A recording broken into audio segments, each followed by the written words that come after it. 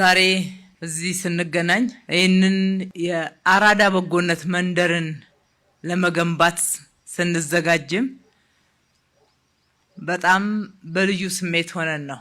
በህዝባችን በተጣለብን እምነት ዳግም ኢትዮጵያን ለመምራት ተጨማሪ 5 ዓመት ለብልጽግና መሰጠቱ በታወጀበት ማግስት በመሆኑ እጅግ በጣም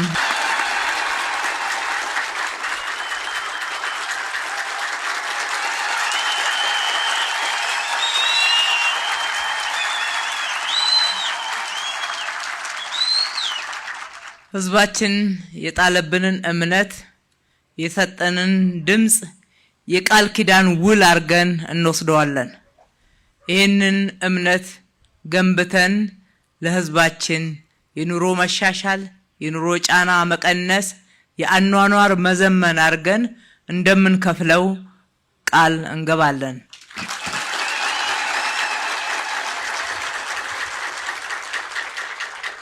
ይገባናል ህዝባችን እንደገና ሲመርጠን የተሻላችሁ ነው ብሎ እንጂ ሁሉ ነገር ጥያቄው ተመልሶለት ሁሉ ነገር ሞልቶለት እንደገናም ደግሞ ስንሰራም በሁሉ ነገር በጣም ትክክል ናችሁ ብሎ አይደለም። ነገር ግን እድል ብንሰጥ ማሻሻል ይችላል።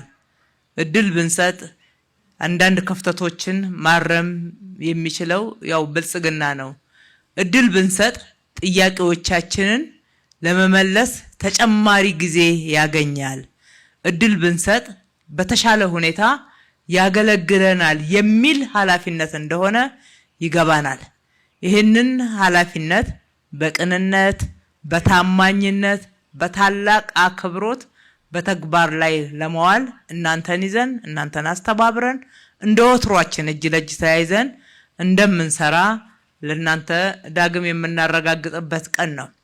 ስለዚህ ይሄንን የአራዳ በጎነት መንደር እጅግ ልዩና ታሪካዊ የሚያደርገው ይሄ ሁነት ነው። ድምጽ አግኝተን መልሰን ትልቅ ኃላፊነትን ለመረከብ የምንዘጋጅበት በትልቅ ትጋት የበለጠ ለመወጣት የበለጠ እንቅልፍ የምናጣበት እንጂ ተመረጥን ብለን የምንኩራራበት ምክንያቶች የሉንም። ምክንያቶቻችን ሀገርን ማገልገል ነው። ምክንያቶቻችን ኢትዮጵያን መለወጥ ነው። ምክንያቶቻችን ሀገርን መገንባት ነው።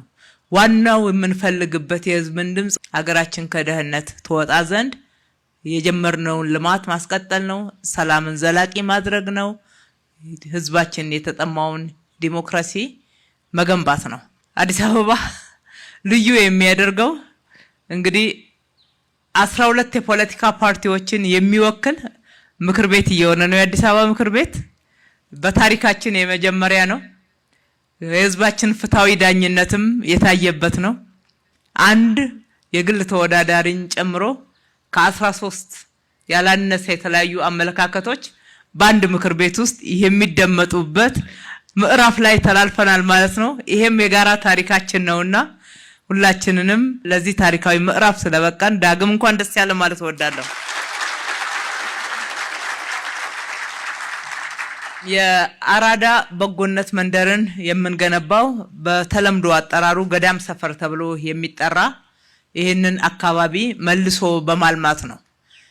ምን ገነባው በዚህ ስፍራ ላይ በመጀመሪያ ዙር 8 የመኖሪያ ህንጻዎች G+8 ወይም ደግሞ በ9 ወለሎች የሚገነባ ነው። እሱ እንደተጠበቀ ሆኖ ተጨማሪ እዚህ አካባቢ ቢዝነስ ስላለ 2 ተጨማሪ G+4 የገበያ ማዕከላትን እንገነባለን።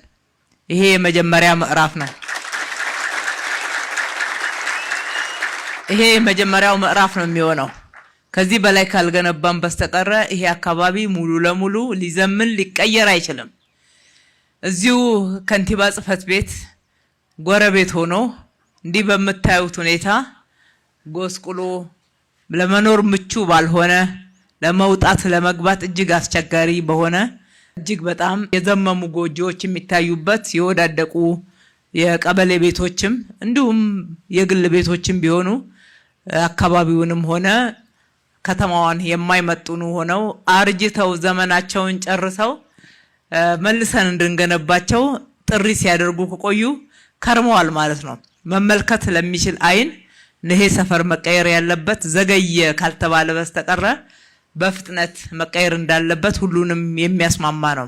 በጣም ልዩ የሚያደርገው ደግሞ የሚገኘው አራዳ ላይ ነው። የከተማው ዋና እምብርትና ከተማዋ የተቆረቆረችበት አካባቢ። በሌላ በኩል ደግሞ እዚህ በጣም በርካታ ታሪካዊ ቅርሶቻችን የሚገኙበት፣ የድል ሐውልቶች የሚገኙበት፣ አድዋን፣ መዘጋጃ ቤትን፣ ሌሎችም ትልልቅ ሐውልቶችን ከቦ የሚገኝ አካባቢ ነው። ብዙ ቱሪስቶች የሚመጡበት፣ ገመናችን ደግሞ በሌላ በኩል እዚህ የሚታይበት ሁኔታ ደስ የማይልበት ነውና ቶሎ ብሎ ይሄንን መቀየር ያስፈልጋል። ከማንም በላይ ግን የምንሰራው መጀመሪያ ላይ እንዳልኩት ለህዝባችን ምቹ የመኖሪያ አካባቢን፣ ምቹ የመኖሪያ ቤትን፣ ዘመናዊ አኗኗርን፣ ኑሮና አኗኗሩን ማዘመን ማሻሻልን መሰረት አድርገን ነው አዲስ አበባን ለነዋሪዎቿ ምቹ እናረጋታለን ስንል የሚሰራውና ዋናው መሰረታዊ ጉዳይ ይሄ ነው። ከመኖሪያ ቤት ይጀምራል፣ ከመኖሪያ አካባቢ ይጀምራል፣ ከዛ ወደ ዋናው ከተማ ይዘልቃል ማለት ነው። ይህንን መነሻ በማድረግ በጎነት በከተማችን ላይ ሁል ጊዜ እያበበ እየደመቀ እየጎለበተ የመጣ አሰራር ነውና ብቻችንን ሳይሆን የከተማችንን ባለሀብቶች ሁል ጊዜ በጠራናቸው ቁጥር ከጎናችን የማናጣቸው የሰራችሁት ስራ ያገኛችሁት ሀብት ገንዘብ ለግላችሁ ብቻ ሳይሆን ለህዝባችሁ የሚተርፍ የህዝባችሁን ጫና የሚያቃልል የህዝባችን ኑሮ የሚያዘምን ይሁን ብለን ጥሪ ስናደርግ ምላሻቸው ቀና የሆነ ተግባራዊ የሆነ ዛሬም አብረውናሉ። እነሱን በማስተባበር ከተማው ደግሞ ካለው በጀት እዛው ላይ የተወሰነ ጨምሮ በጋራ ሆነን የምንገነባው ነው። ስለዚህ ዛሬ የምንገነባው እናንተ የጣላችሁብን እምነት የሀገራችንን ጽናት ትብብርን የምንገነባው አብሮነትን የምንገነባው ምቹ የመኖሪያ አካባቢን ብሎም የኢትዮጵያን ብልጽግና ነው። የኢትዮጵያ ብልጽግና እንደሚረጋገጥ አንዳች ጥርጥር የለንም። የጀመርናቸው ስራዎች እስከዛሬ የታዩ ውጤቶች ይህንን ያሳያሉ። በሌላ በኩል ደግሞ ውጥኖቻችንን ባለፉት 5 ዓመታት በሚገርም ፍጥነት በብዙ ፈተና ውስጥ ሆነን መተግበር ችለናል። አንድም አልተደናቀፈም። ብዙ ፈተናዎች ውስጥ ብናልፍም ሁሉም ተተግብረዋል፣ ውጤትም አምጥተዋል። አሁን ደግሞ በተሻለ ሁኔታ ውስጥ ሆነን ያንን በእጥፍ ጨምረን እንደምንገነባው እምነት አለን። ይሄ ከሆነ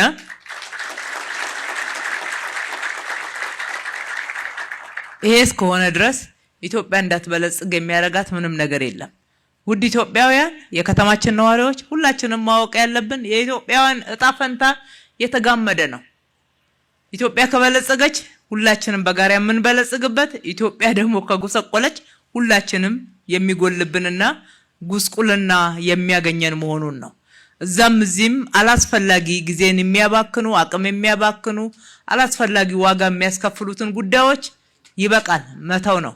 ወደ ልማቱ ፊታችንን መመለስ፣ ሰላማችንን ዘላቂ ማድረግ፣ ሀገራችንን በመገንባት እኛ ከደህንነት እየወጣን በዓለም አቀፍ ደረጃ ደግሞ ክብራችንን እየተጎናጸፍን መቀጠል ይገባናልና ለዚህ ሁላችንም እንትጋላለሁ። በዚህ ፕሮግራም ላይ ተገኛችሁም ያልተገኛችሁም ለእንደዚህ አይነት ፕሮግራም ተተባበሩ ዘንድ ጥሬም ማስተላለፍ እወዳለሁ።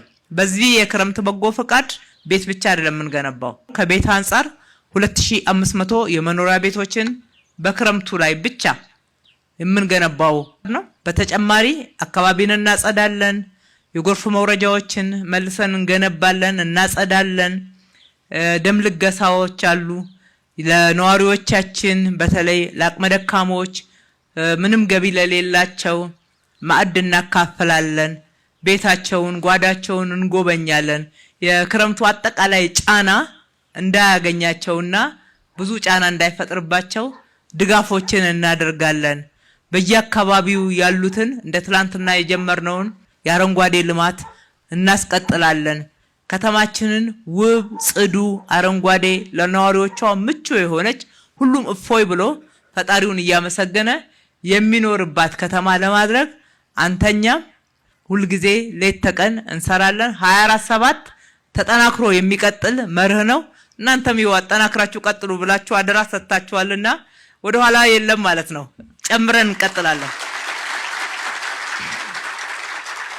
በዚህ የክረምት በጎ ፈቃድ ስራ የጀመሩትን ማመስገን ዛሬ ከኛ ጋራ ሊጀምሩ ያሉትን አስቀድመን አመስግነን ከናንተ ጋራም አስተዋውቀናችሁ በርቱ እያላችሁ መታችሁ እያያችሁ እያበረታታችሁ ቡና ውሃ እያቀበላችሁ አብራችሁ ተሰሩ ዘንድ ስማቸውን መጥራት ያስፈልጋል። ቴምር ሪል ስቴት እና አለምሼት ሪል ስቴት G+4 5 ወለል በተለያየ ቦታ ላይ ጀምረዋል። ዛሬ እዚህ አራዳ የበጎነት መንደር በጎነት የሚታይበት ለትውልድ የሚተላለፍበት ሰፈር ላይ አብረውን ለመገንባት ቃል ገብተው እዚህ የተገኙ ባለ 9 ወለል ነው G+8 ብያቸዋለሁ የሚሰሩት ህንጻዎች ሜትሮክ ኢንቨስትመንት ግሩፕ አቶ በላይነህ ክንዴ 1 አቶ ያደታ ጁነዲን 1 በጋራ ሆነው ደግሞ የሚገነቡ TNT ኮንስትራክሽን እና ግራንድ ሌጋሲ ሃውስ በጋራ ኢቲ ኦንላይን ኮሌጅ እና አብይ ማስረሻ ዴማ ሪል ስቴት ስናፕ ትሬዲንግ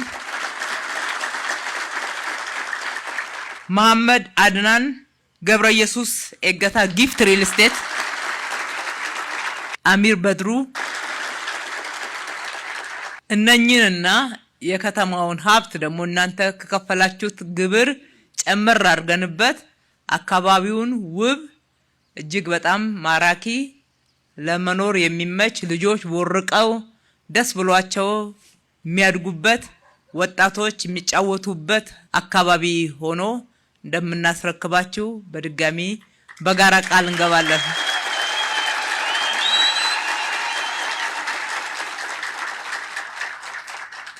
እንበርታ። ክረምት በጎ ፈቃድ አገልግሎት በዚህ ብቻ የሚገለጥ አይደለም። አካባቢያችሁን አጽዱ። አካባቢያችሁን ከጎርፍ ከቆሻሻ ከማንኛውም የተለያየ ንጽህናንና የእናንተን አኗኗር ከሚያጓድሉ ጉዳዮችና ከሚጎዳችሁ ጉዳዮች እንዲጸዳ ማድረግ ላይ የማንም አስተባባሪነት አያስፈልግም። ለእናንተ ደግሞ የምንሰጠው ኃላፊነት ይሄ ነው።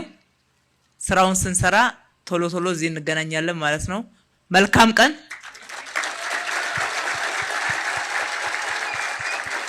ፈጣሪ ኢትዮጵያና ሕዝቦቿን ይባርክ።